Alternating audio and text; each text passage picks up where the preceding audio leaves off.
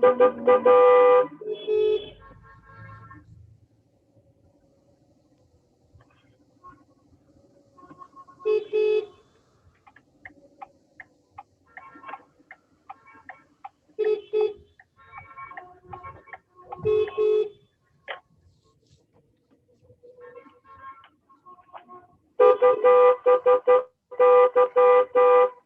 photographers here. Okay, Kelly's here. Filming from their cars from the drive. Oh wow, there's a lot of music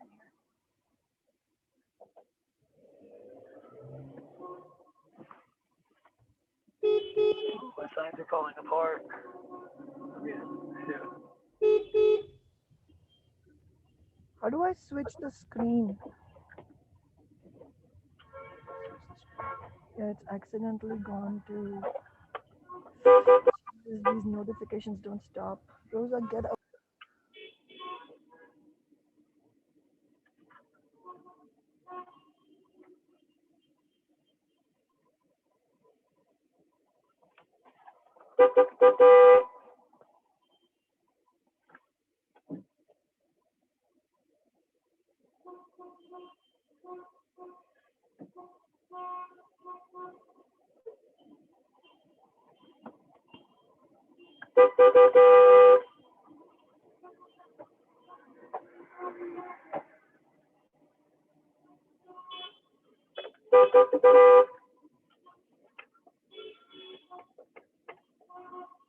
All right, we are live here at the Amazon Spheres doing our social distance car protest demanding tax on big business to fund jobs and social housing. Thank you everyone for joining us today. We are here. My name is Emily. I'm going to be emceeing our social distance rally today. I've got my cell phone firmly mounted with a suction cup on my window, but I am just a passenger in one of the cars. And we've got some panelists who are also on the Zoom in our car rally today. And while many people are joining us on their bicycles or on the sidewalk, everyone is wearing their masks and participating in social distancing while still, making our voices heard today on May Day, joining together with protests all across the country where Amazon workers, Whole Foods workers, Instacart workers, shift workers are walking out demanding hazard pay and safety in their workplaces. We're also joining rent strikers across the country who are saying, they cannot pay and they will not pay.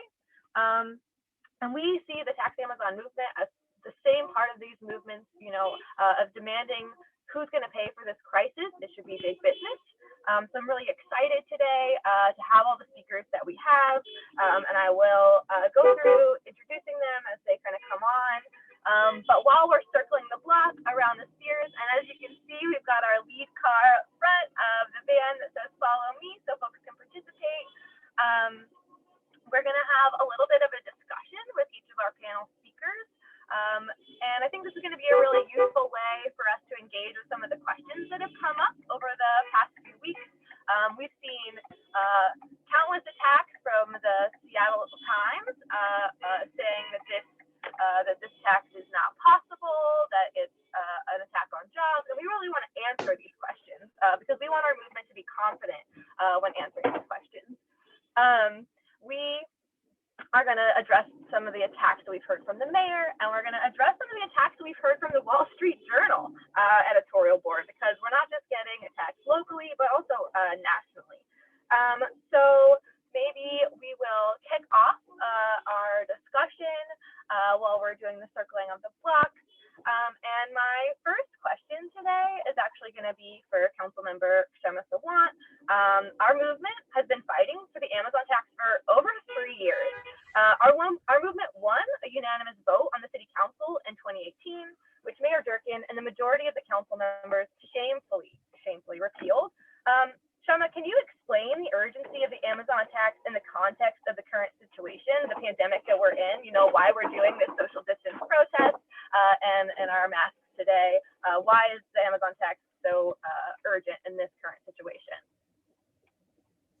Thank you, Emily. And hopefully everybody is wearing their masks or bandana. And I'm just going to take off my bandana so I'm able to respond to the questions. And yes, even before this pandemic, as we know, in our city, the vast majority of working people have been facing a massive crisis of housing affordability and homelessness. And now, in the middle of this pandemic, we have a triple emergency that most working people are facing. It's a public health crisis, and it's the housing affordability crisis. And now, as we head into the deepest recession any of us is going to experience has experienced so far in our lifetimes, it's also now a jobs crisis. So in the middle of this triple emergency, the question that looms ahead of us is, somebody is going to pay for this recession. Who is it going to be? Is it going to be the billionaires and the big corporations that have already profited handsomely as a result of exploiting workers? Is it going to be the corporate landlords who have amassed billions of dollars by exploiting renters and working families? Or is it going to be the working people themselves who have been exploited for years now? And tax Amazon, or the Amazon tax legislation that we have put forward in co sponsorship with Councilmember Morales, is saying that big business should pay for this crisis, not working people. And that is why this Amazon tax is even more urgent now as we face this triple emergency. Thank you so much, Shama. I think, yeah, this is absolutely crucial right now, and it's absurd that there's any attempt to say that this is not an emergency. I don't know how else we could define an emergency other than what we're living through right now. So I'm going to continue to kind of introduce people to some of our speakers today, because I think that the breadth of this movement is actually one of the most exciting and important parts of it. And so another speaker that we have today that I want to address a question to, a lot of you may be familiar with. Her name is Reverend Ying. And my question for you is, what have you observed about your community in South Seattle, especially I think working class people of color, that prompted you to help lead? Because you're not just part of this struggle, but you're a leader in this struggle, right? The tax Amazon struggle. You've been leading this from the very beginning, and I just would love to hear for you to speak a little bit about, your experience in your community that has pushed you to be such a dynamic leader of this struggle. Reverend? Thank you, everyone. As we keep our distance and continue to be safe, staying home and or part of this car caravan, I just give thanks to everybody. The reality is, especially in South Seattle and all over our city, we have neighbors who cannot pay their home rents. We have children and young people and adults and elders who, along with the poor, are hungry and without jobs. We have our Muslim sisters and brothers who are fasting from sunrise to sunset during Ramadan, and who are joining Jewish, Christian, Buddhist, Sikh, and people of all walks of life walking together for mutual aid, trying to make sure that there's food, care packages, and donating our own money to make sure that's possible. We know how desperately we need an Amazon tax for the people. We have a reality where our neighbors on the south end and in all neighborhoods, many frontline healthcare workers and grocery store workers and bus and truck drivers and warehouse and delivery workers, sanitation workers, emergency workers, they're all serving our communities together, and they're still at risk. They're still without jobs, they're still without income, and they're still without housing, which is so desperately needed. We have a reality, as Council Member Shama Sawant shared, of our triple emergency: the COVID-19 public health emergency, the ongoing housing emergency, and now the jobs and income emergency. And we have a reality where our city council and Mayor Drunkett can adopt and approve the tax Amazon legislation, where not only people of color and communities of color in our neighborhoods in the South End, but also all over our city, we can start with relief immediately, emergency relief for 100,000 vulnerable households, where we have massive expansion of affordable social housing, where tens and thousands of jobs, and yes, created jobs, green jobs, union jobs, can be had, where affordable homes can be built and retrofitted to be green in our Green New Deal for our children, our climate, our generations to come. We have a reality where there is room for justice and mercy and love. And as a person of faith, we have a reality where there's no time for greed and executive hoarding. I see every day, Emily, and to all of you listening, in my work and in my ministry through Lazarus who are sick and hungry and sick of being hungry, who seek daily food, daily shelter, daily income, daily jobs, justice, mercy, and love as neighbors on earth as it is in heaven. We have a reality where the city and their interfund loans can propose raising the $200 million this year for COVID-19 relief, cash assistance for 100,000 working class and poor households, which will not harm any current programs. There's so much more than I could share more, but the reality is for my neighbors and my members and us here on the South End, this is emergency, and we join the people in the city to make sure we can tax Amazon. Thank you so much, Reverend. That was really inspiring, and I think a really great answer as to like who is part of this movement. And I really appreciate that you talked about the role that frontline workers are playing.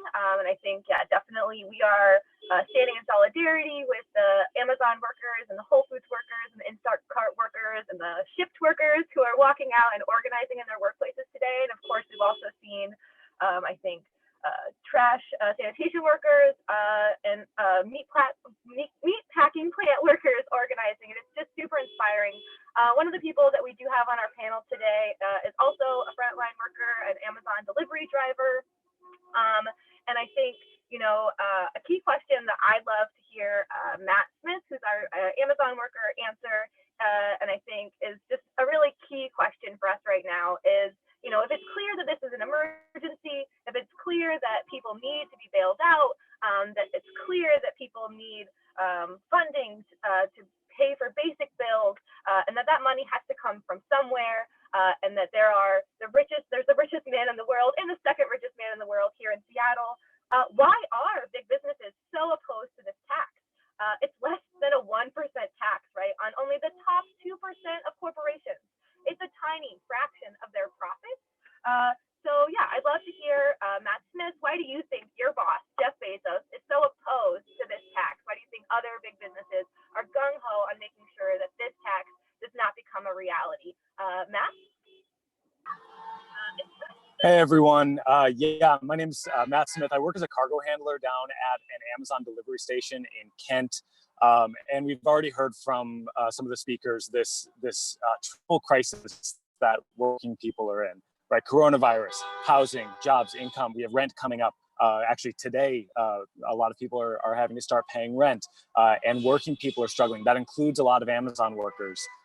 You know, my hours were cut the last several weeks. I had a paycheck of $370, and meanwhile, my boss, Jeff Bezos, is profiting from this crisis, right? So Jeff Bezos, since this crisis began, since coronavirus began, has increased his wealth by $35 billion. Amazon is making $11,000 a second. And this company is doing phenomenally well. They are not just surviving this crisis, they're profiting from it while working people are suffering. Both unemployed workers as well as Amazon workers who are putting their health on the line to still continue going to work.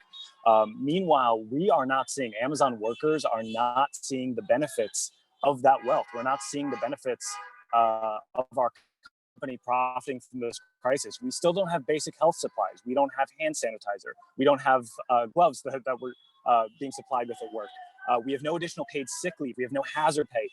Amazon isn't even providing us with basic information about who has contracted this virus, where positive cases have been found at the warehouses. And starting today, Amazon is telling its employees that we can no longer even take unlimited unpaid time off. We have workers who are elderly, who are over 55 or 60 years old even, who have been staying home from work to avoid putting themselves and their health and their family's health on the line. We have workers who are immunocompromised who have been taking advantage of that unpaid time off. Amazon is now forcing people back to work for the sole the sole purpose of increasing their profits, of using us, using our health and putting us on the line to increase the profits of the company. And that's ultimately why Amazon is so dead set on fighting against this Amazon tax, so dead set against fighting against workers who are getting organized. We've had Amazon retaliate against workers at Staten Island, workers in Seattle, who have stood up to the company and said, we think that workers need basic protections like health supplies. We think that workers deserve hazard pay. We think that workers deserve to be told what's going on at this company. And Amazon has fought back against those things. And we're seeing the result of that today. And we have all these cars honking outside. People are angry at this system that we have where profits are consistently put above public need. And we have people have mentioned workers going on strike across the country at Amazon, at Whole Foods, at Walmart, at Instacart, protesting these basic things. And that's exactly what's necessary. Workers and community members coming together to demand a system where public needs comes first, not last, and profit is not the thing that is driving our society and our economy. We need to fight for basic workplace protections and a living wage for Amazon workers and other working people.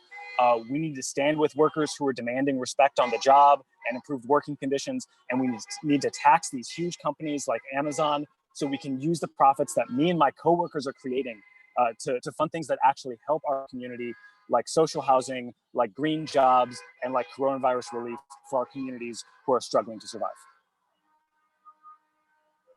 Thank you so much, Matt. That is so inspiring. I think it's really important that we hear from, not just Amazon and big businesses who can have their opinions published in the pages of the Wall Street Journal and the Seattle Times, and to make sure that they get on a panel to speak on their position from corporate politicians, but to hear from workers who are in support of this tax. I think another question to me that's really key to this and helps show again the breadth of this movement and the interconnectivity. And I'd like to talk to Sean Case. And Sean, for you, I have a question, which is, at this moment, and actually later today, you'll be super focused on this question of helping organize fellow tenants of Cornell and Associates, which is a mega property manager. But you're also part of the Tax Amazon movement. And can you tell us why you and your fellow tenants are organizing, and what is the connection between corporations who are opposing the Amazon tax and landlords like Cornell and Associates? Tell us why you're part of this movement and how you see, this Tax Amazon movement connected to this fight for a rent strike. Hi.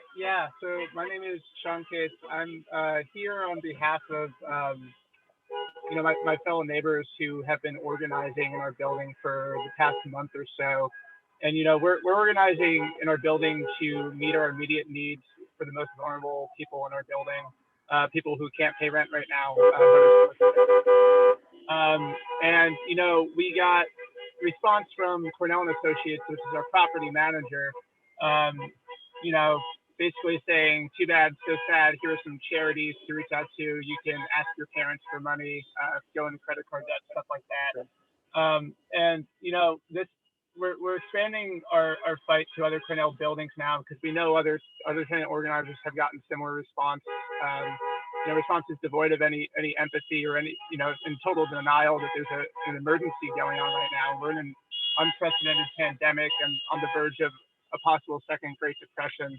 So we need serious action now, which is why I think our fight is tied to the Tax Amazon fight, because, there's a question here in this pandemic of who is going to pay for this.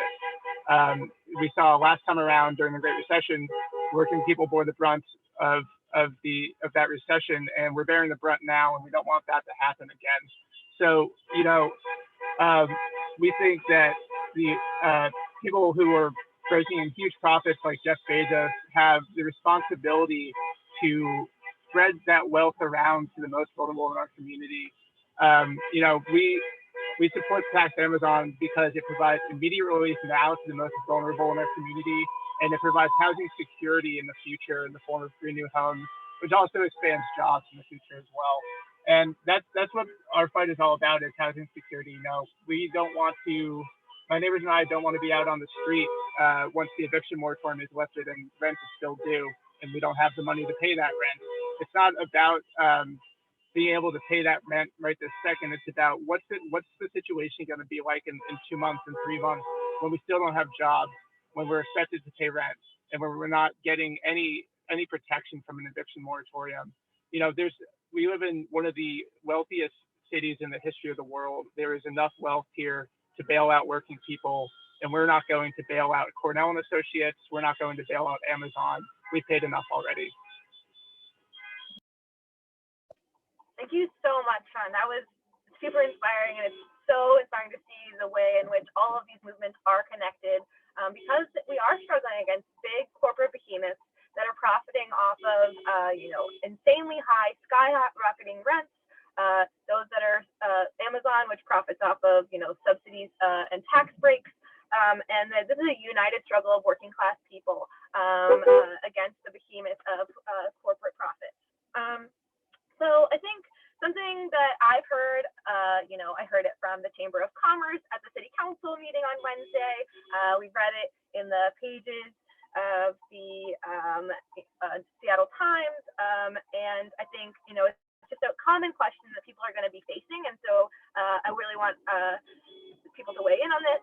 Many wealthy people who oppose this tax say it's a tax on jobs. And I think, first, I want to really ask Shama, as an economist, what's your response to this argument that the Amazon tax, this tax on big business to fund jobs, is somehow a tax on jobs and will lead to less jobs in the city of Seattle?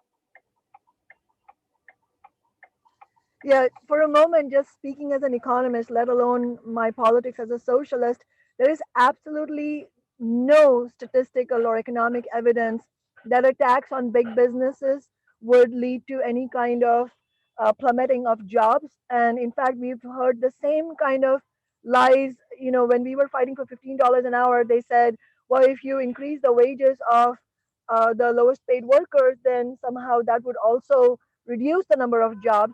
And none of that happened. Actually, we've seen the economy of the city of Seattle booming. And in fact, the wages of the workers outside Seattle had to go up because those employers were competing for workers getting higher wages inside the city. And then, most importantly, what happened was the $15 victory here gave inspiration for working people's movements throughout the nation, and $15 was won in many cities and states. And ultimately, that is what these big businesses, big corporations are afraid of, is that if we are able to create jobs here and address the housing affordability crisis here by taxing big business, even though it's a tiny, as you said, Emily, it's a tiny proportion of their massive profits, what they're really afraid of is not just that 1%. Of course, they're absolutely selfish and self-centered and greedy, and they refuse to pay even a dime to improve our lives. And that is exactly why they also exploit us as workers and renters, as Sean was talking about Cornell.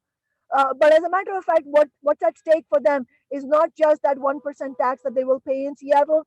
What they're really afraid of is the contagion of working class confidence that could potentially spread if we were able to win here. That is why they have to resort to spreading lies. And this is an absolute lie that this tax would be in any way negatively affect jobs. As a matter of fact, the estimates from economists show that such a tax that we're talking about in a 10-year period could generate 34,000 jobs, even more than that if you count the indirect jobs that get created by a revival of economy. And as a socialist, I think we need to go beyond this. I don't think that the problems that working people face are going to be solved on the basis of capitalism, let alone the question of this pandemic or climate catastrophe. But look, what we are talking about here to the Amazon tax is Keynesianism 101. This is exactly the only solution for the recession. And in fact, creating jobs is the only solution for this jobless recession that we are heading into. And I have to say, it is absolutely shameful that politicians like Councilmember Peterson, the District 4 council member, are going around uttering these complete lies that they know they are lies, that this is going to be a job killer, because actually this is going to create jobs. And I will say, ultimately, the real job killer is the capitalist system itself. Look at what's happening. We are now seeing, 30 million people already filing for unemployment. The unemployment rate is going to go to depression levels that is being predicted by economists how are working people supposed to survive this crisis? As Sean and Matt and Reverend Ying said, somebody is going to pay for this crisis. It's not going to be working people. If we can help it, that is why we are building this movement. And part of building this movement is exactly as you're doing, Emily, which is combating the lies and doing that not defensively but unapologetically, and stating over and over again that there is no economic evidence that shows that tax Amazon will negatively affect jobs. What it will do is put the burden of the tax on the richest of the rich, and we are absolutely correct to do so.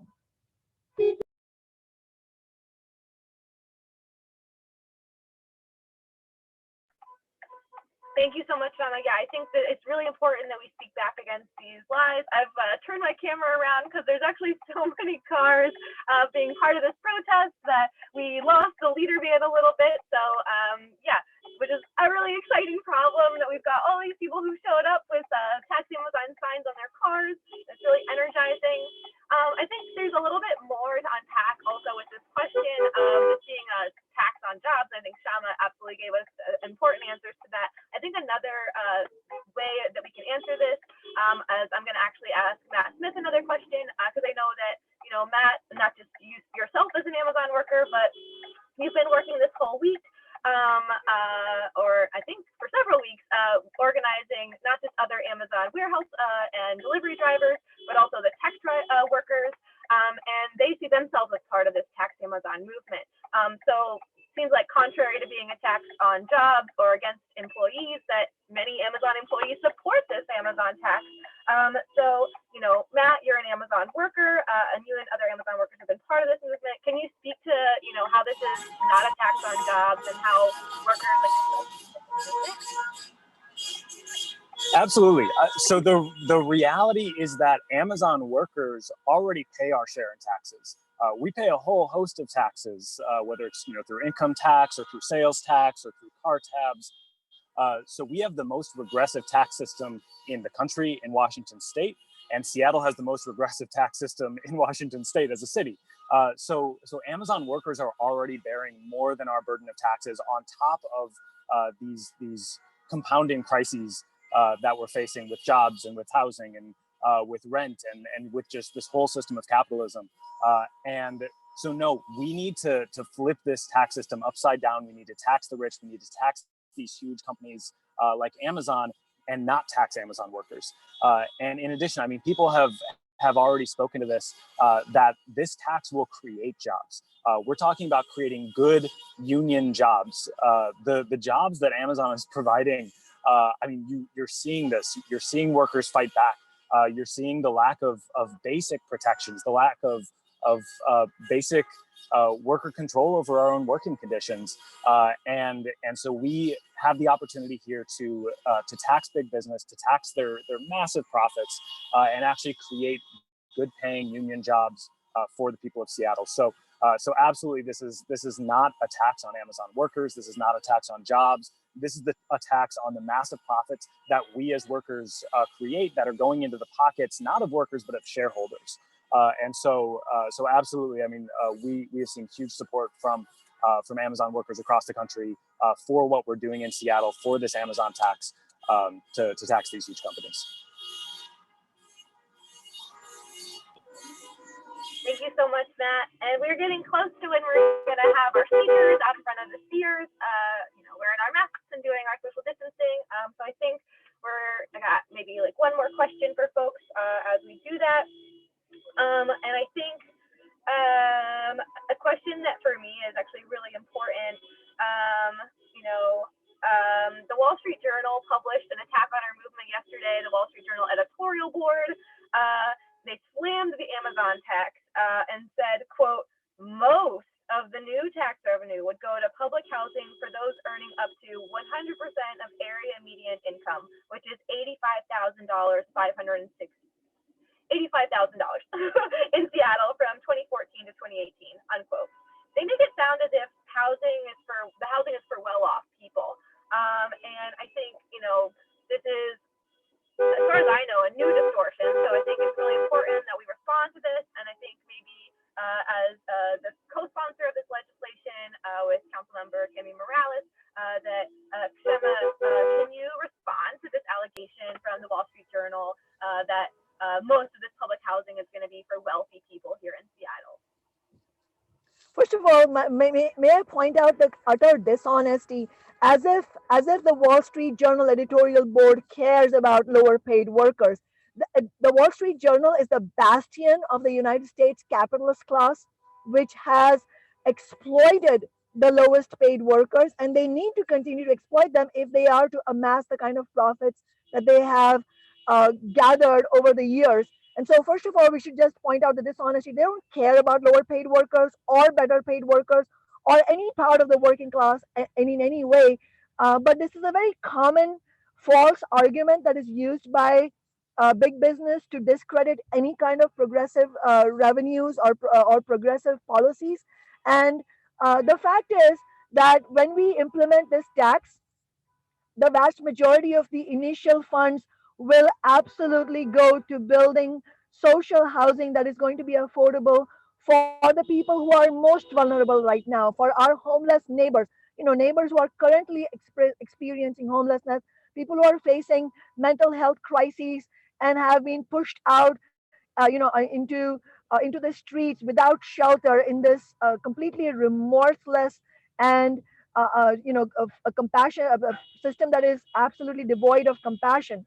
But at the same time, we have to recognize that the workers that the Wall Street Journal is talking about and implying that they are well off, those workers are teachers, they are tech workers, they are so many of the workers who work throughout the city who make wages that are technically in the 80 to 100% of the area median income range, but also are struggling to find affordable housing. And in fact, the fact that they are struggling for affordable housing also, and it's not the poorest workers only who are struggling for affordable housing, that is an expression of the depth and breadth of the housing affordability crisis, that rents have risen so high that even if you're making a decent salary, actually you don't actually get a middle class standard of living, because the rents are so high that you end up paying 40, 50, 60, even 80% of your income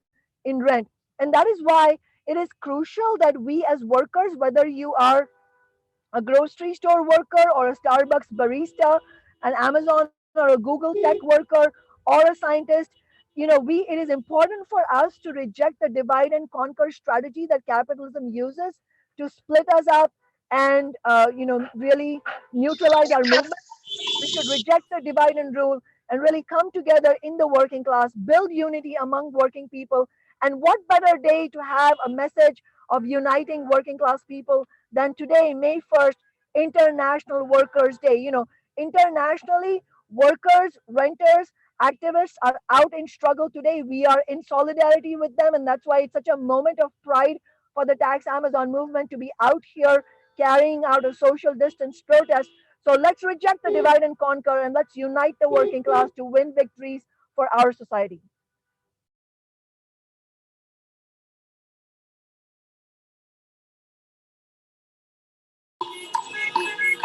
Thank you so much, Sona.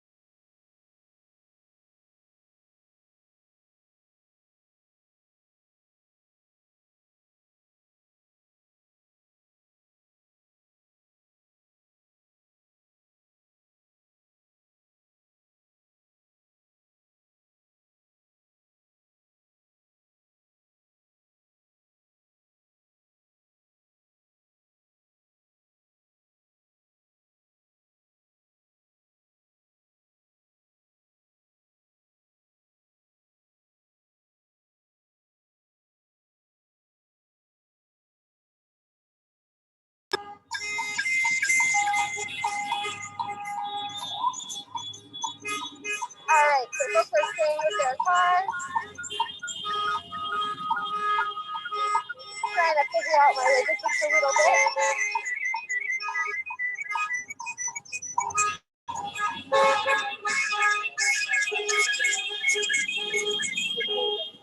Okay. So our first speaker today is going to tell us a little bit more of why she's part of this movement. From her car is going to be Reverend Angela Ying, and she's going to give us a short, fiery speech about why she's part of this movement. And then we're going to end her speech with her favorite chant, which I know is "When we fight, we win." And Angela is going to end her speech by saying "When we fight," and then all of our speakers are going to say "We win." So Angela, take it away.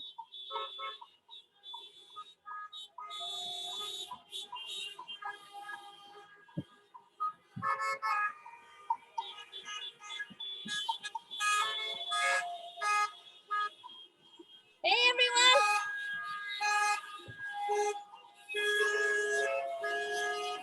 I'm Reverend Angela Ying, and I joined a whole bunch of faith leaders. We sent a faith leader letter to the city council, urging them to pass and approve the tax Amazon. Seems like Angela on the line. Let's try out a chant while I try to figure out the logistics a little bit. As you can tell, it's a little bit hectic today. But while we try to find Reverend Angela Ying,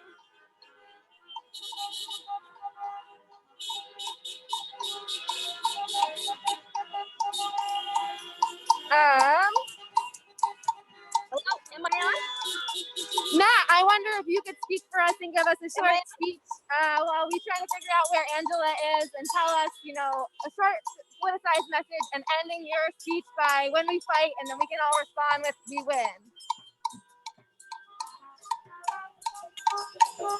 Absolutely. I mean, you can see the massive protest that we have out here. I'm gonna get back in my car so I can take off my mask and get away from all the honking outside. It's very hectic. We have a ton of people out here supporting the campaign to tax Amazon, to fund social housing, fund a Green New Deal. I'm an Amazon worker.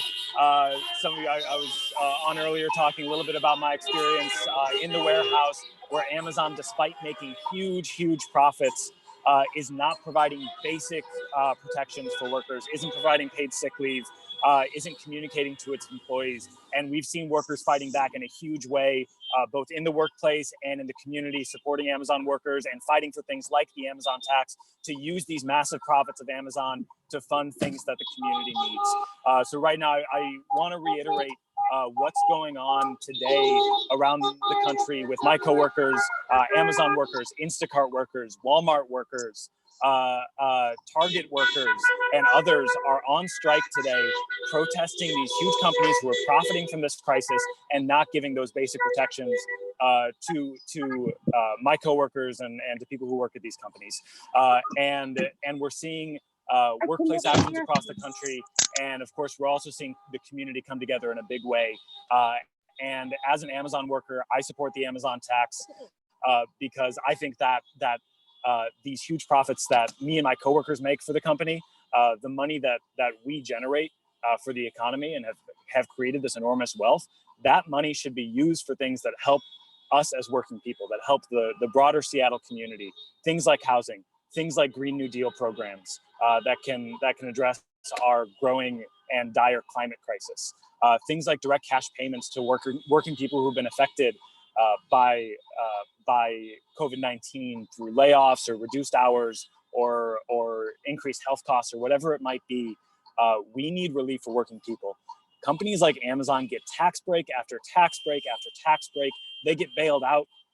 Companies like Boeing, we've seen, get bailed out when the economy goes down. Working people need to bail out. And so that's why I support this campaign.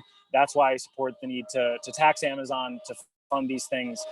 And I support a new system entirely where we can make decisions based on public need and not profit. And at the end of the day, we need socialism. We need working people to control these huge companies. And we need to start with campaigns like this that can win things that will help working people during this crisis. So this is a really excellent demonstration of support for this tax. I hope that this continues. I know that we're going to keep fighting. I encourage anyone who's watching to be sure to sign the ballot initiative to get this on the ballot if the city council doesn't take action. I really hope that they do and pass a strong Amazon tax. And yeah, I'll close out with that chant. When we fight, we win. When we fight, we win. All right. Thanks, everybody. Thank you, Matt. So let me see. I'm just trying to see if I can tell if I do have Reverend Angela Ying. I think I do, and I think I'm in a place where it's a little bit less hectic, and you can hear me a little bit better.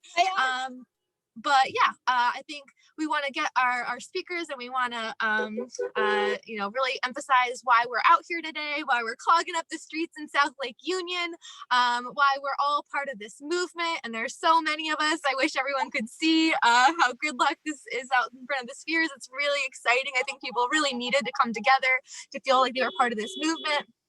I'd love to transfer it over to Reverend Angela Ying for her to speak about, why she's part of this movement and why it's so urgent that we tax Amazon right now. Reverend? Yes. Hello, everyone. Can you hear me? Yes. Okay. This is Reverend Angela Ying, and I, with 72 other faith leaders, sent a letter to the city council and to the mayor so that we can support tax Amazon. We have a reality.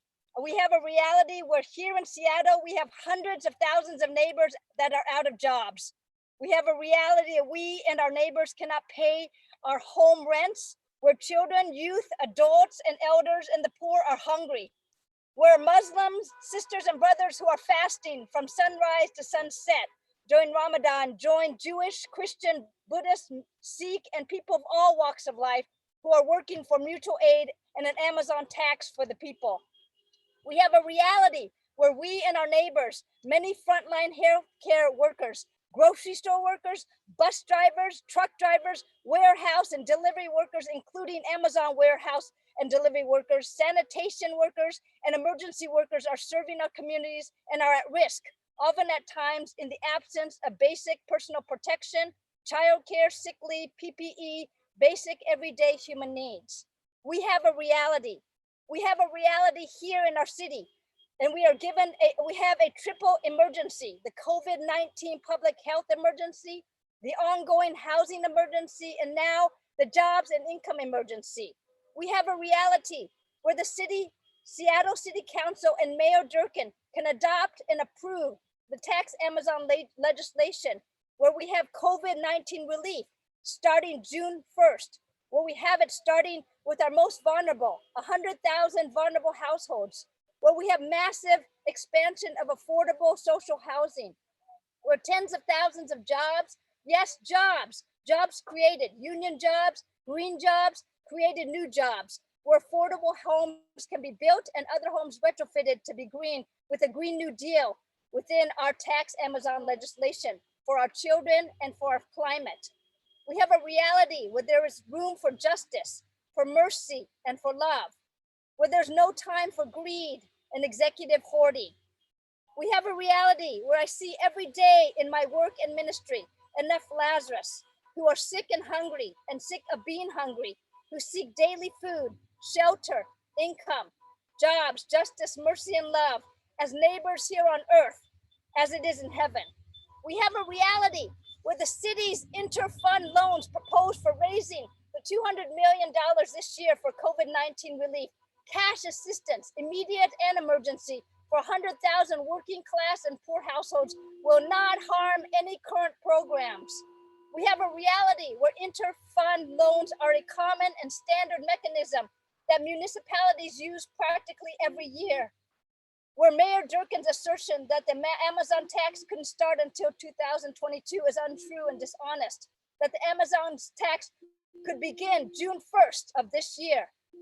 We have a reality where the city uses interfund loans and other borrowing for major expenditures every year to help people. We have a reality where progressive revenue comes for taxing the wealthiest top 2% big businesses, and where the mayor not insist on cutting city spending and slashing significant vital human services. We have a reality where big businesses representatives often use small businesses as a shield to get out of paying taxes. So let's not fall for this. The truth is we need real leadership. We need bold action. We have a reality where the Amazon tax will be paid only by the top 2% of businesses, as measured by size of corporate payroll. Amazon and 800 of the biggest and wealthiest businesses in our city. The other 39,600 businesses, 98% of businesses in Seattle are exempt. That includes all small and medium-sized businesses, nonprofits, co-ops, educational facilities, and grocery stores. We have a reality where our Seattle City Council and the mayor can lead and enact this tax Amazon legislation without watering it down for the people now, where our situation is unprecedented and where few city councils have had an opportunity to do so much good, where people are united for the common good. We have a reality. We have a moral imperative to adopt the tax Amazon legislation as is, and the time is now. Grace and peace be with you during these challenging times to do justice, love kindness, and walk humbly with God and neighbor.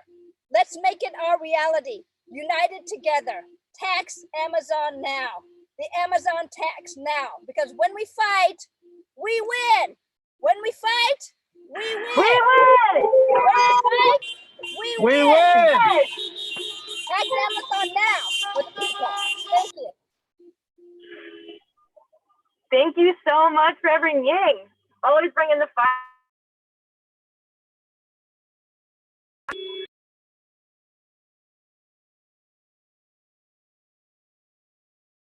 Just so folks can see how energetic and exciting this protest is, but it's just so loud with all the honking. So I have to stay in my car so folks can hear me. But I do want to do one more chant before we go to Councilmember Samasawat. And this one, it is a call and response, but you will just repeat what I say. So I'm going to say, tax, tax, Amazon. And then everyone else is going to say, tax, tax, Amazon. I like ones with a little bit of rhythm. So we're going to do a chant. Tax, tax, Amazon. Tax, Tax, Amazon. All right. So yes, for our final speaker today, before we go to the corporate landlord where we're standing with rent strikers, we're going to have one more speaker, and that's going to be Councilmember Shema Sawant. Shema, can you take it away for us, please? I was just going to echo what Emily just said, that this is an exciting protest. And again, I would urge everybody follow social distancing rules, wear your masks or bandanas, and maintain 6 feet distance. But this is exciting. The number of cars and the number of bicyclists and pedestrian protesters that we have here today, it is completely unlike what some council members have tried to imply, that the Amazon tax is an idea that has been promoted by a small group of socialists and a narrow stakeholder group, and that's absolutely not true. And as Reverend Ying has said, we have union members, non-union workers, faith leaders, and the community members and renters' rights activists who are part of this movement. Working people in Seattle are confronting a triple emergency. As we've said, the COVID-19 public health crisis, the housing unaffordability crisis, and a jobs and income crisis. Our tax Amazon legislation calls on big business and the richest in the country to give up a measly 1%, actually less than 1% in most cases, yet they are crying foul. Our movement to tax Amazon has big business really nervous, and not just in Seattle. Yesterday, the Wall Street Journal editorial board published an op-ed attacking our tax Amazon movement in Seattle. Why is the New York-based Wall Street Journal feeling the need to oppose a tiny 1% tax on just 2% of large corporations in one city on the other side of the country? It's because they recognize that a victory for working people here that makes big business pay for the crisis of their system rather than working people would inspire struggle all around the country. They recognize that our movement has real momentum and is bringing real pressure on the political establishment, and they want to push back against that pressure and raise the specter of big business retaliation and lost jobs. And one of their biggest lies is that this is a job killer. In fact, the Amazon tax will create an estimated 34,000 jobs in the next decade. This tax is a major jobs program. These jobs and the huge expansion of social housing and Green New Deal programs that the Amazon tax would fund are an alternative to the failed for profit market and will be urgently needed if our city is to recover from this recession. The real job killers are the system of capitalism itself and its beneficiaries, the billionaires, who exploit us, whether as workers or as renters, and who are carrying out major layoffs at present. This only deepens the economic crisis. The economy of capitalism is right now in deep recession, over 30 million jobless, tens of thousands in Seattle. The ongoing class warfare on workers from the ruling class has never been more clear.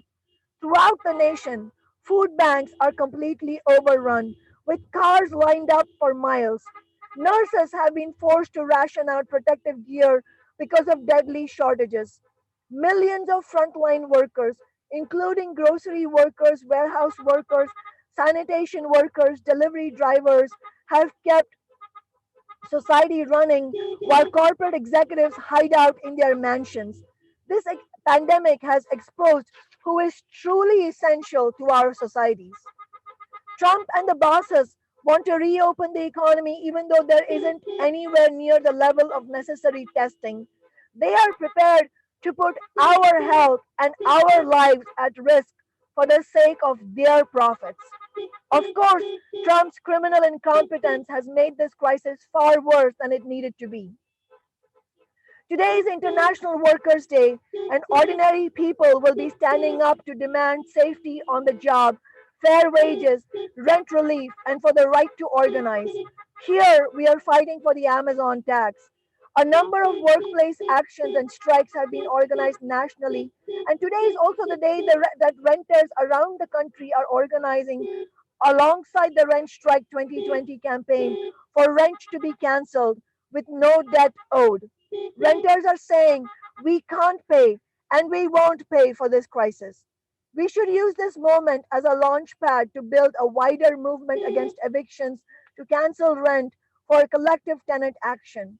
And all this is an inspirational first step, and we cannot stop here.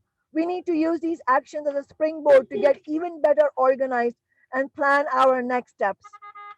As the world enters an economic crisis comparable with the Great Depression or worse, working people are going to be asked to foot the bill, whether it comes in the form of cuts to our social services, slashing our wages, or tax breaks for the 1%, or layoffs. We will again be asked to bail out a system that does not work for us. It is time we got organized to fight against exploitation on the job and for a socialist world where decision making power lays with those of us who are truly essential. A democratically planned society equipped to protect people and the planet over profit. Here in the US, we need a transformation of the labor movement. We need leadership in the workers' movement that will lead bold, highly coordinated struggles for job safety, fair wages, Medicare for all, and a bailout of ordinary people, not billionaires. We need a new political party that represents the interests of working people, independent of the Democratic establishment and Republicans. And speaking of the Democratic establishment, we are sending a message to the Democratic establishment dominated city council and to Democratic establishment Mayor Durkin. This is an emergency. This is a triple emergency. We are in an unprecedented crisis. Are you going to show leadership? We've already seen council members like Peterson who have shown where they stand. But what about the council members who were elected on a clearly progressive mandate?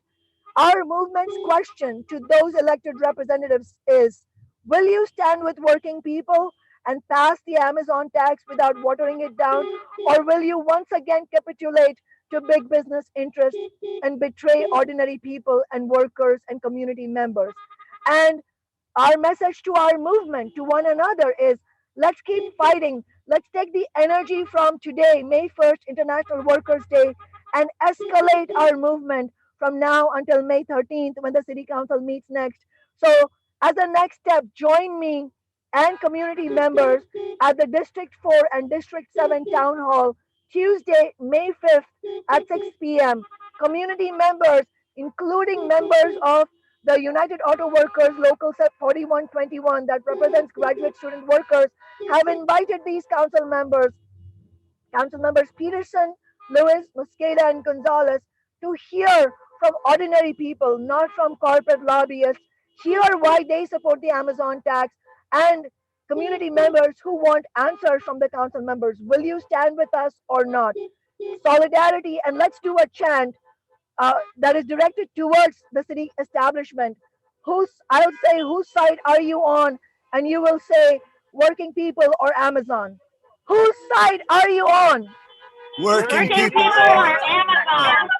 Whose side are you on? working people or Amazon. Fantastic. This is a fantastic example of doing protest during social distancing and sending an inspiring message to everybody in our city who is part of our movement, solidarity. Thank you so much, Shama. So now we're trying to move into the next stage of our protest, and we are going to be driving to Cornell and Associates, the corporate landlord that we were talking about earlier. And I just think this is kind of a funny detail. When I was looking up the address on my phone, if you look up Cornell and Associates, you get this green swimming pool, which kind of, I think probably a tenant put up, and it's really emblematic of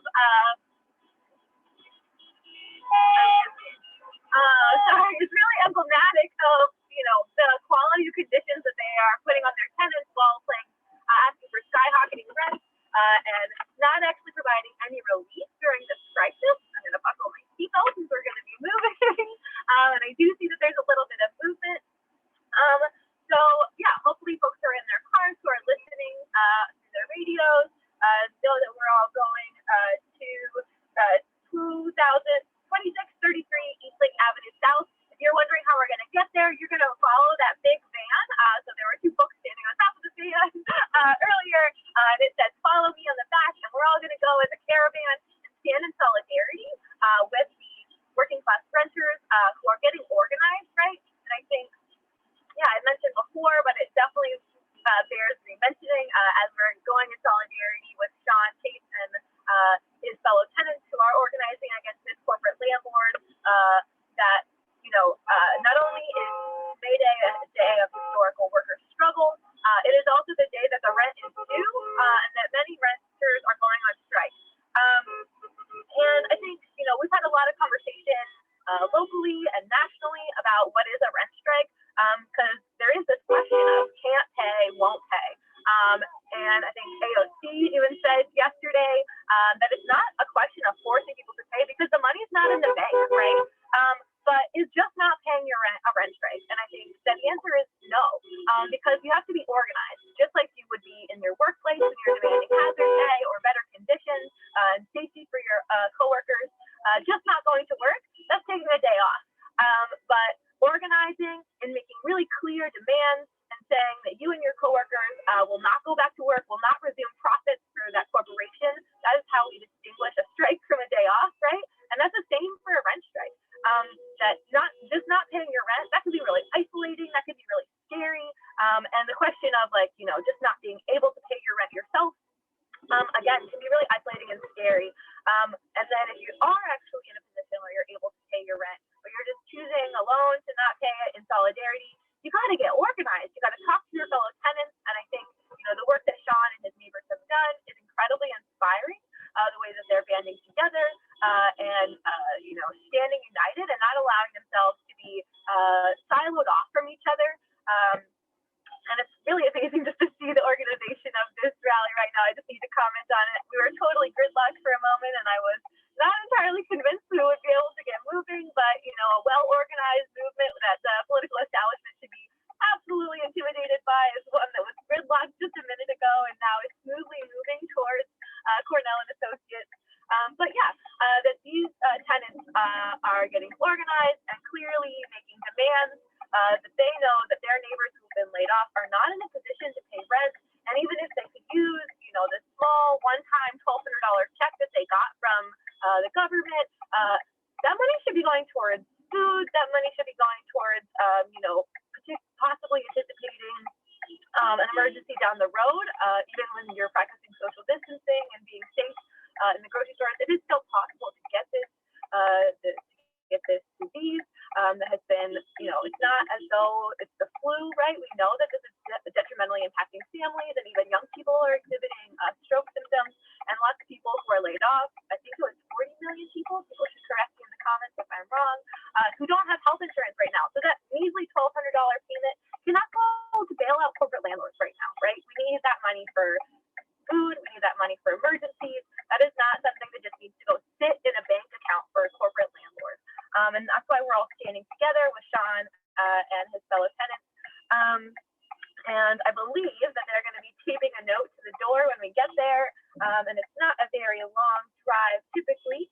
But I wonder if, since we've kind of got a little bit of time to burn in between, and I just want to give people a quick glimpse now that we're moving again. I think it's really interesting, all of the cars going past the Sears one last time with their signs. It was really energizing. I wonder if there's space for us, to talk a little bit about organizing around your building. Sean, I don't know if you'd like to speak briefly about, what you and your neighbors have been doing, and like what it looks like to get organized. I think that could be like one of the main questions that people have, is like that it's super intimidating, or I'm supposed to be participating in social distancing. Where do I put the flyer? How do I talk to my neighbors while still making them feel safe?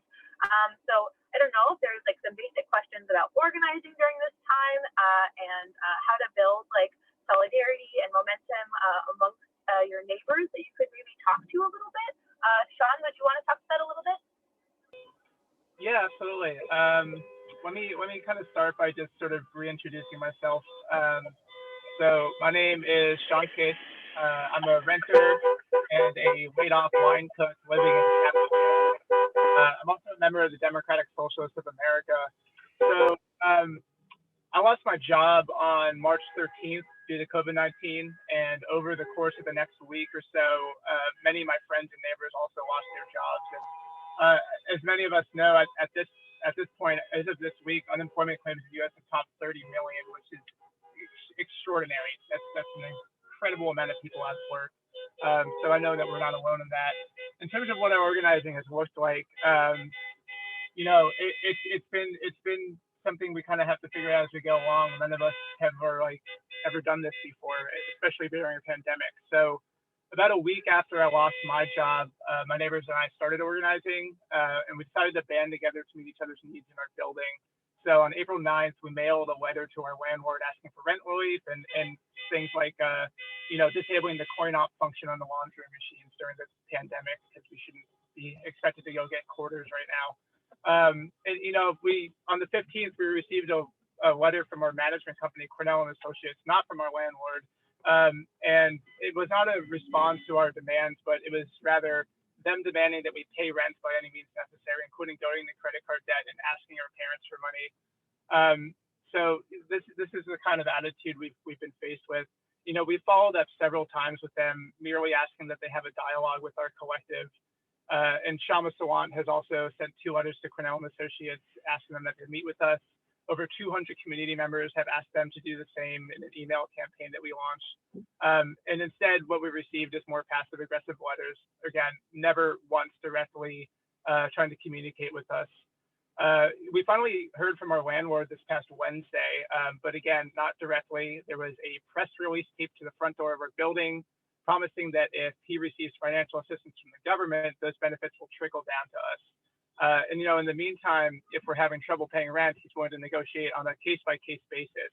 But we know that a case-by-case basis leaves us open to intimidation and manipulation, and we're demanding a transparent, democratic, and collective process above all.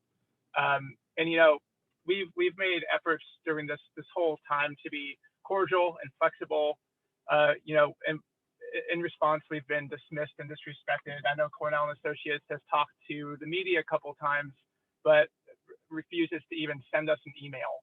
And this isn't something we're doing because we think it's like fun or we're bored. We're scared every day. We're scared of getting sick. We're scared of not having jobs to go back to once the stay-at-home order is lifted. We're scared of being put out on the street once the eviction moratorium is lifted. We're on the precipice of another great depression potentially, and we need action right now. And my neighbors and I know that only a mass movement of renters and other working class people can protect us right now. That's why we support the Tax Amazon movement. That's why we've banded together, and that's why we're reaching out to other tenant organizers in other buildings, specifically in other Cornell and Associates buildings. We think that we can lay the groundwork here for a movement for rent suspension in Seattle and in Washington during the pandemic, for rent control beyond the pandemic, and for a more equitable housing system. That's what this is all about. I believe that housing is a human right. It's a basic necessity. It's shelter. And I want to see a city where no one lives under constant threat of losing their home. I want to see a world where housing isn't a for-profit industry, and that world can only be realized through movements like this. That's what I believe.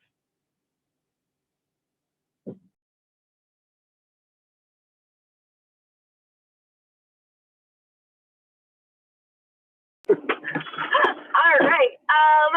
So thank you so much, John. I think that was really helpful. I think it helps us understand, what our tenants are doing.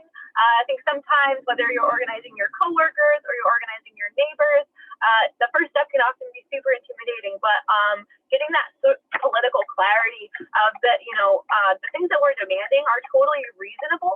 And it is the unwillingness of the corporate establishment to concede that is unreasonable. Year after year, property values have gone up here in Seattle. Cornell Associates has benefited from that boom. And we've continuously been told, right, that the market will solve the cost of affordable housing. Well, right now, the market is crashing. The market is meaning that people are just physically unable to pay rent. And when they've come together to organize, they're being told that there's just no solution, right? And so I think it's incredibly inspiring. I have been told that Reverend Angela Ying has her picket sign in her car, and I wonder, I bet that, in the wake of the 2008 economic crisis, where we saw that millions of Americans, especially communities of color, lost their income, lost, their homes. The foreclosure crisis really brutally hit immigrant neighborhoods, hit communities of color. I wonder, Reverend Angela Ying, if you could speak a little bit about how, parishioners in your community are renters, how they're being impacted under this crisis, where they maybe don't have jobs or income, and how they're grappling with the question of rent being due today on May 1st. Reverend?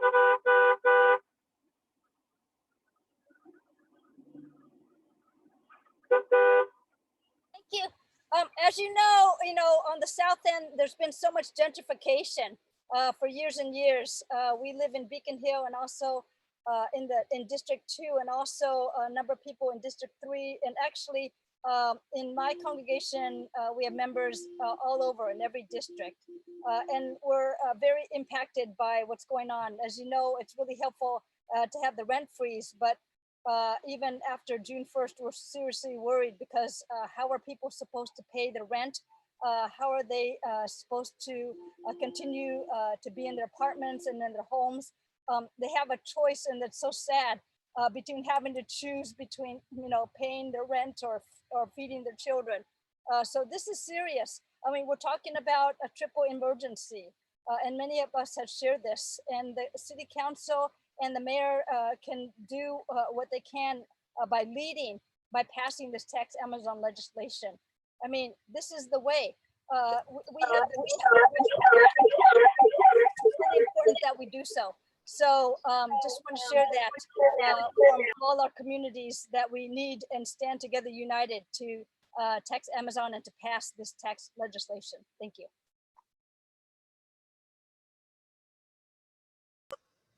All right.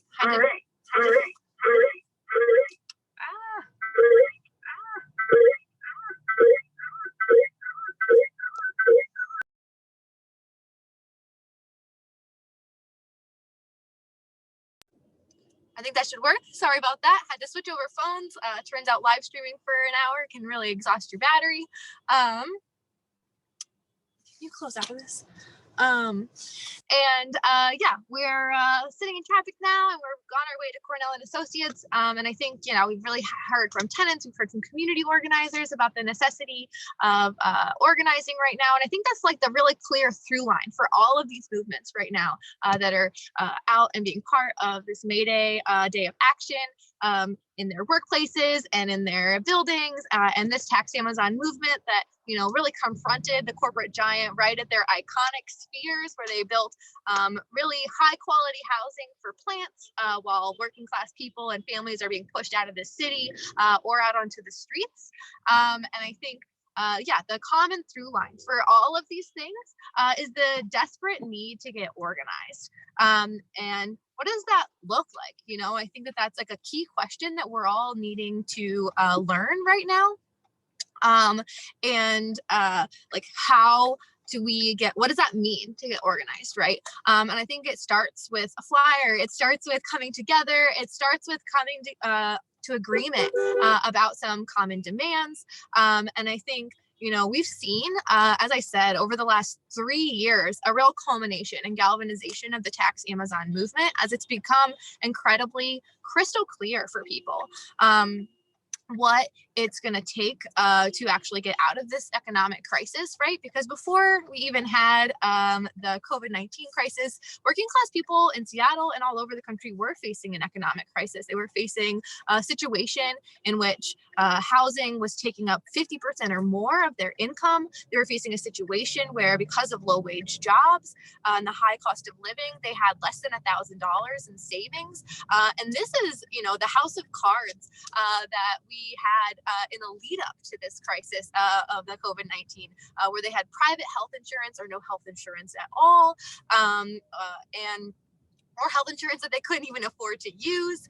That again and again, we see the situation where, as I think Sean said earlier, we have one of the richest cities in the history of the world here in Seattle.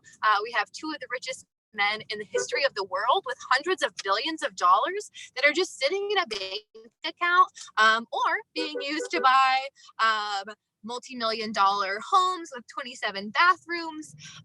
That is just mind-boggling to actually think about, right? And people should be furious. And how do we answer this contradiction, this really infuriating contradiction?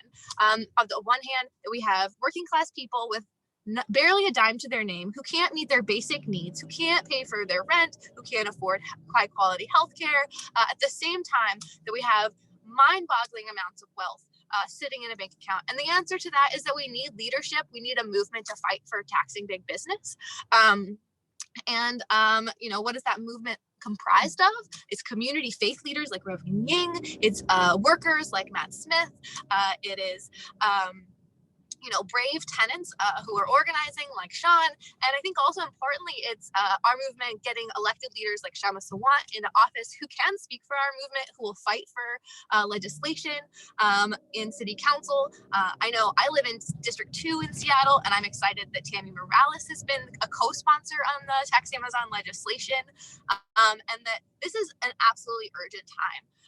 And so if you're sitting at home and you're watching this live stream and you're excited by this movement, if you want to be part of this movement, I would appeal, like, one first step that you can take right now is that you can send an email to your city council member and you can say, I desperately need you. I demand that you vote yes on the Tax Amazon legislation that's coming up on May 13th. I also demand that you don't water it down, right? Because we could see a situation where corporate city council members or even progressive city council members who feel the pressure from their community say, I'm going to act, I'm going to do something. But because they feel also that pressure from big business, that they try to water it down or punch big loopholes into it. And I think that that's something that we absolutely have to be on guard against.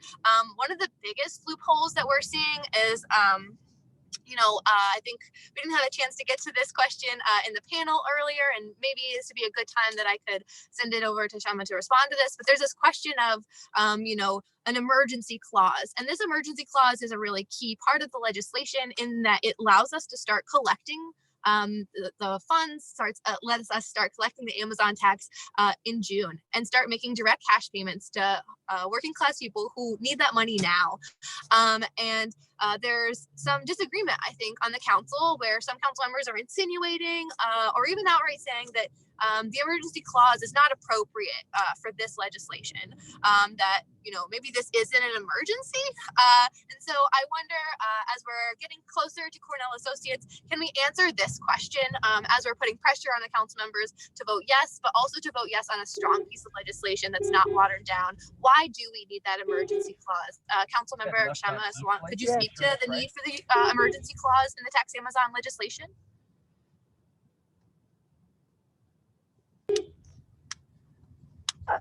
Thanks, Emily. I think that's a very important question you asked. I'm glad that that's come up in our discussion right now. We as multiple speakers have said over and over again, and as if it needs to be said because we're experiencing this in our lives, we are facing a triple emergency: the public health crisis, the housing unaffordability, and now so many of us are facing joblessness. And so the question that the council members are asking is quite strange, and really, I don't know what to make of it when they ask, can we actually say that this is an emergency?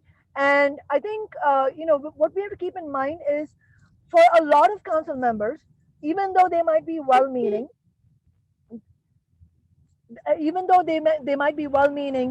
uh, because they do not base themselves clearly on the strength of social movements, they constantly find themselves divided between whether to represent the interests of big business or to represent the interests of ordinary people. And if you're being completely honest, you as an elected official, you will have to admit that you cannot represent both big business and working people, for the simple reason that the interests of the millionaires, the multimillionaires, and the billionaires and big corporations are diametrically opposed to the interests of ordinary people, of working people, and not just of working people, also of small businesses. And it's not true that the interests of small businesses are aligned with the interests of big business. They may sometimes think that they are aligned, but they in fact are not. And so what you often see, because of this conflict going on among elected officials, and you see this as an emblematic feature of the democratic establishment, is because of that conflict, they often will not come out and support progressive policies like the Amazon tax, but they will also hesitate to say openly, well, I'm facing pressure from this or that corporate lobbyist, and that's why I'm not going to come out and support this. So they need to make it look like they support the tax, but they have other objections.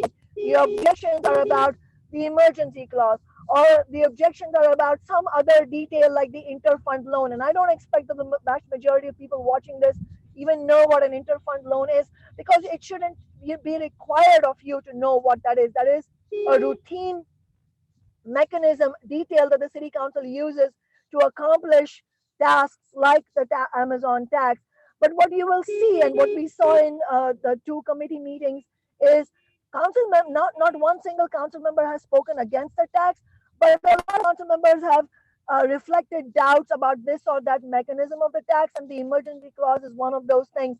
And what we will see from now and until May 13th and on May 13th is legalistically based objections to the emergency clause. And they will say that, well, you can't say that building social housing can come under the emergency clause. You can't say that Green New Deal can come under the emergency clause. But we our movement completely rejects such falsehoods, because who can argue that the climate catastrophe is not an emergency? Are you in your right mind and being honest if you say that that's not an emergency? Are you living in reality if you say that housing affordability is not an emergency? Are you in reality if you say that COVID-19 cash assistance is not an emergency? So in other words, if you have a modicum of honesty as an elected representative, you will have to admit that all three things are an emergency in our society, and you will fight for an emergency Amazon tax legislation. But that's not what we're going to see from the majority of council members. And so it's important that you've seen Council Member Busqueda, who stood with me against the repeal in 2018, repeal of the Amazon tax, who's also now said that austerity budgeting is not an option. It's important that we've heard that, but it's important that community members continue to ask the city council, will you stand with working people, and will you stop making excuses on this or that technical detail and pass the Amazon tax in full without watering down? And so the task of our movement is to see behind these excuses. And Emily, you were saying something, about what does it mean to organize a movement? I think it means lots of things. It means formulating concrete demands like the Amazon tax or the demands that we are now about to deliver at Cornell. The other part of the building movement is also to recognize what is true and what is, just an excuse to obscure reality. And that kind of political clarity is crucial for our movement. And in this Amazon tax, it's important for us to be clear that when council members raise objections about this or that technical detail, that is not what they're actually objecting to. What is actually happening is their lack of courage to stand up for working people. And that is what we need to demand, that they show leadership, stand up for working people, don't put the burden of the crisis on working people, and pass the Amazon tax in full without watering it. Thank you so much, Shama. I think that was an incredibly important, we have to clarify, why is this emergency clause, this like weird legalistic thing, so important. I think that was a really excellent explanation of that. I think we're getting pretty close to Cornell and Associates, and I want to hand it over to Sean when we get there. But one thing I want to go into that I think is actually really appropriate. So I mentioned this Wall Street Journal article a couple times. And one of the things that really struck me when I was reading that is that the Wall Street Journal editorial board says that they say, they want to tax big business, but we're just trying to stay open. We're just trying to stay in business, and apparently that's vengeance. And I think that this question of like, is it just a question of like, first of all, it's a total fabrication that this small 1% tax on 2% of businesses is going to drive people out of business, right? These are not paupers. These are not people who are struggling to survive, right? These are multi-million-dollar corporations that make millions of dollars every quarter. So let's do away with that myth, right? As Shama said, we should be clear in what's true and what's not true. So we can do away with the myth that these companies are going to go out of business.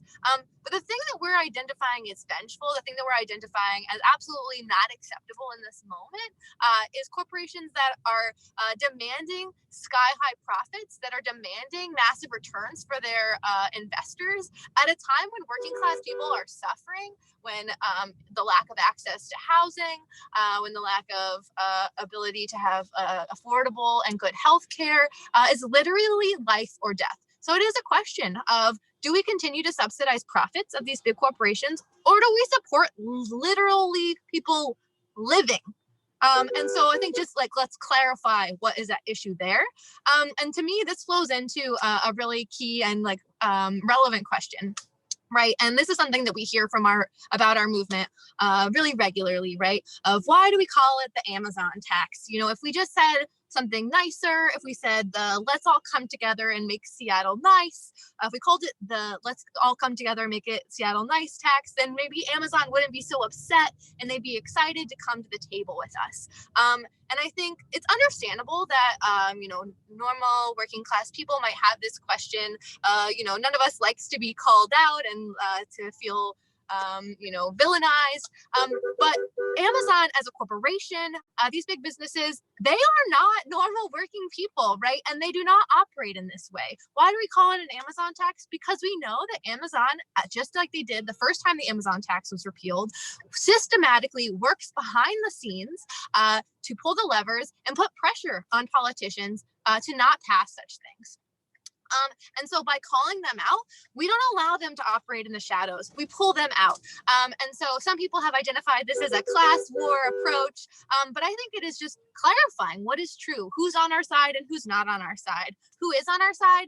Union members, Amazon workers, both in the warehouses and who are coders, renters, progressive council members. Who is not on our side? The richest man in the world. And why is he not on our side? Because he became the richest man in the world by making mega profits, by paying low wages, and exploiting people. So it looks like we're parking. And yeah, I think ending on this tone of class war on my part, I think is just like clarifying, why are we standing up against Amazon and why do we call it the Amazon tax? And that is because we don't make it, we don't choose for it to be us versus them. That is the fundamental reality of the capitalist system, is that there are the few who profit off the suffering of the many. So as we're pulling into Cornell and Associates, I'm not sure, let me see if I can get a glimpse of what Sean's up to. I think he's gonna do a pretty dramatic taping of his this letter. But I don't see him on the screen, so I don't want to hand it over to him just yet.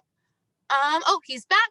Sean, is it okay if I pass it back to you? Are you going to be taping a letter to Cornell Associates on the door? And can you tell us a little bit about what the letter says? Yeah, so I have to walk a block. We just parked. But we are going to be taping it to the door. You know what?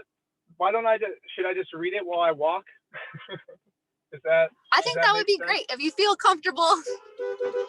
Yeah, let me get out of my car and read it while we walk.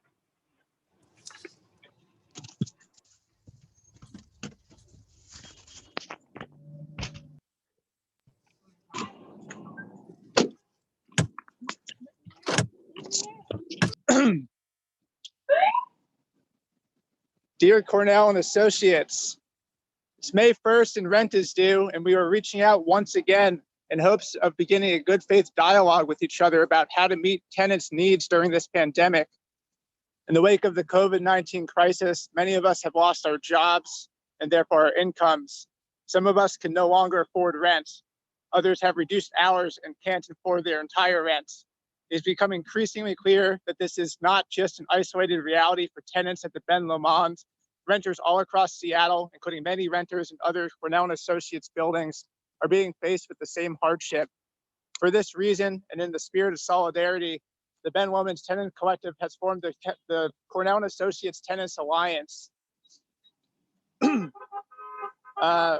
with renters in other buildings managed by Cornell and Associates, including the Qualman Apartments, Turtle Walk South, Lake Vista Apartments. In doing so, we hope to amplify our concerns and make known to you the seriousness of our shared interests. Together, we are calling on you to immediately suspend and cancel rent and utility payments for those who have lost their jobs due to the pandemic, effective now until at least 3 months after the stay-at-home order has been lifted. Offer a 50% reduction in rent and suspension of utility payments for those whose working hours have been reduced by 50% or more due to the pandemic. As you know, Governor Inslee has instituted a temporary moratorium on evictions and late fees for rent. He has also imposed a rent freeze through June 4th. Mayor Durkin has done the same in the city of Seattle. This is an important step in the right direction, but not adequate to protect everyone. On Monday, March 30th, the Seattle City Council unanimously passed a resolution urging state and federal leadership to enact a moratorium on rent and mortgage payments for residential and commercial properties. We believe our requests are in line with the spirit of that resolution.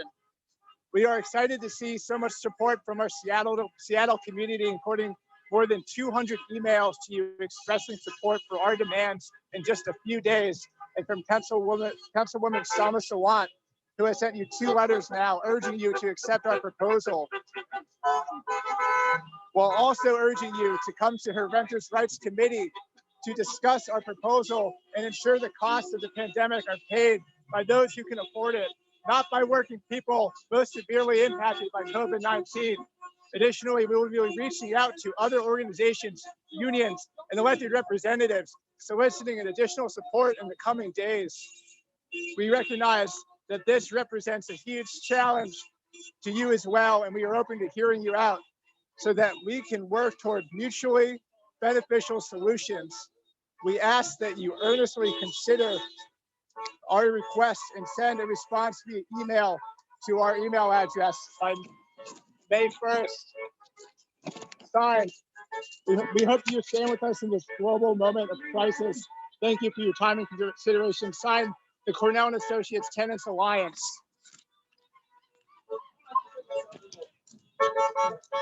Thank you so much, Sean. So looks like they're gonna tape it onto the door.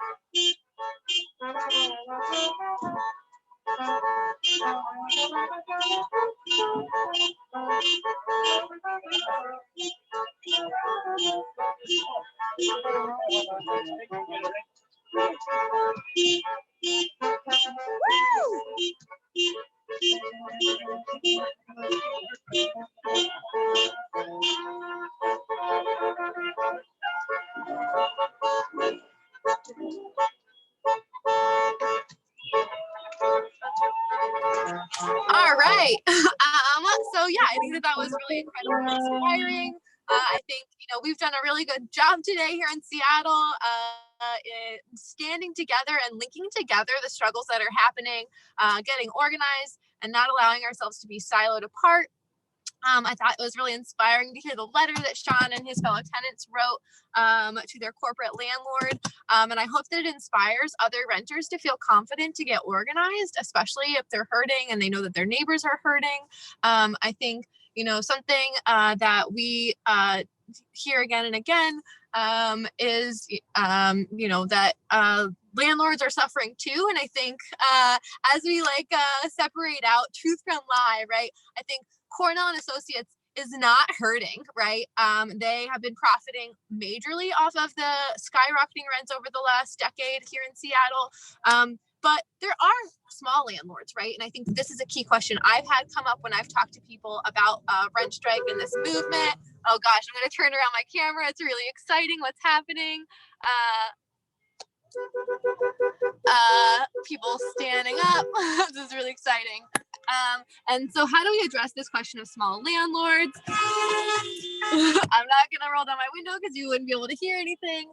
And that is because our movement, the rent strike movement, is demanding not only a cancellation of rents, but also a cancellation of mortgages, because it is not that small immigrant landlords who own one building and live on the first floor. Those are not the people that need to pay for this crisis. Just like in the Tax Amazon movement, where we put our demands on the biggest corporations, the richest man in the world, the rent strike movement, we are striking against corporate landlords, and we are demanding cancellation of mortgages because we also stand with working class landlords, with small landlords. And this is a question that should be addressed by big banks.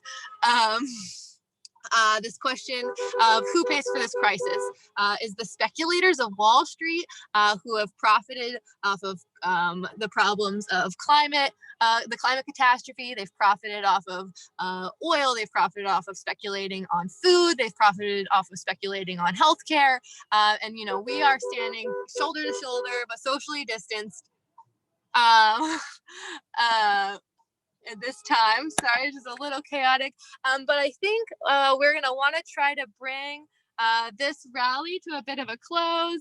I've got someone who's gesturing to me with some newspapers, but I know that I've been incredibly inspired by all of this today. I'm gonna put my mask on and quickly go outside.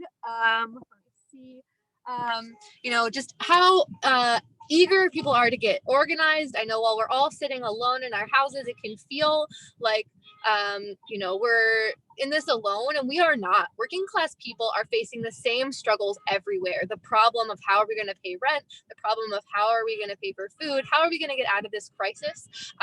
Today was, I think, an incredibly strong moment where our movement stood together to demand that Amazon pay their fair share, to demand that corporate landlords like Cornell and Associates cancel the rent for their tenants during this crisis.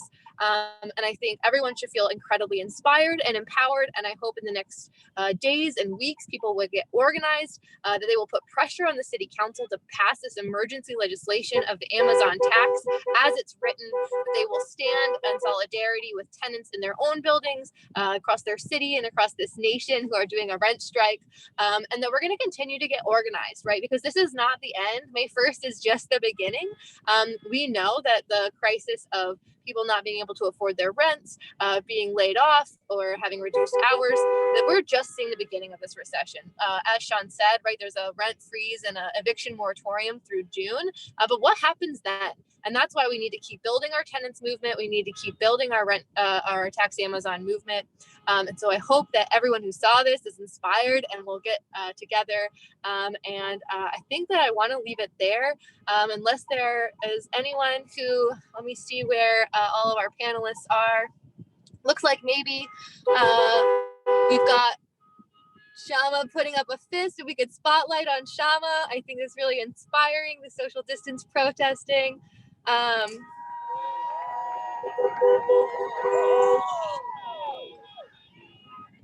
And yeah, I think, can we bring it to a close and say solidarity and happy May Day, and, you know, keep organizing, keep struggling, and when we fight, we win. So let's end with just that chant. Maybe we unmute the folks who are in their cars, and I will say, Emily, before you do the closing chant, just want to remind everyone that our immediate next step is to attend the online town hall, the District 4 and District 7 online town hall on Tuesday, May 5th at 6 p.m. The community members who live in these two districts have invited Council Member Peterson and Council Member Lewis, who are the council members for those districts, and also the at-large council members Mosqueda and Gonzalez to attend the meeting, because, you know, the council members hear a lot from corporate lobbyists. It's also important for them and more important for them to hear from community members who are fighting for and supporting the Amazon tax. So community members should be there. We hope the council members will be there, but even if they're not there, we will do the town hall. And you know what? If they're not at the town hall, it will be crystal clear to us which side they're on. So let's demand that the council members pay attention to us. This is a phenomenally successful protest. Happy International Workers' Day to everybody. Make sure you stay safe, wear your masks and your bandanas, wash your hands, don't touch your faces. Stay safe and healthy, and let's be back for our online town hall on Tuesday.